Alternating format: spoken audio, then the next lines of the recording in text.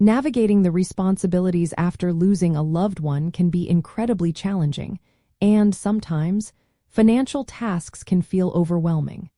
One common question that arises is about handling their taxes. What happens to a person's tax obligations after they pass away?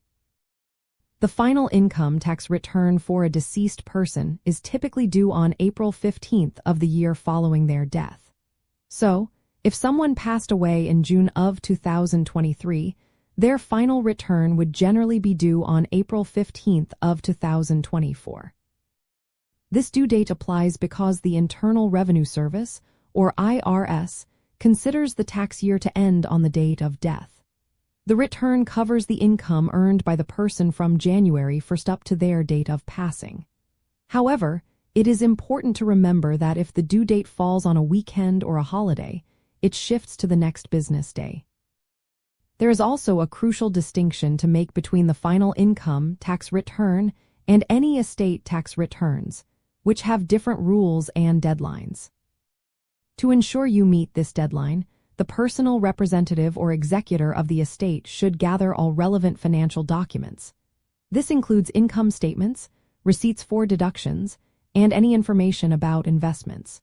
Reviewing the deceased person's prior tax returns can also provide a helpful roadmap for what to expect.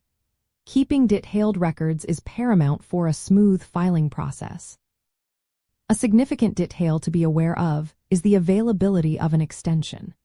You can request an automatic 6-month extension to file the final return by filing Form 4868. While this grants more time to file the paperwork, it is vital to remember that any tax owed is still due by the original April 15th deadline to avoid penalties and interest. Understanding these timelines and options provides clarity and peace of mind during a difficult period. By addressing the tax obligations promptly and correctly, you can effectively manage the estate and honor the financial legacy of your loved one, ensuring all affairs are in order without added stress.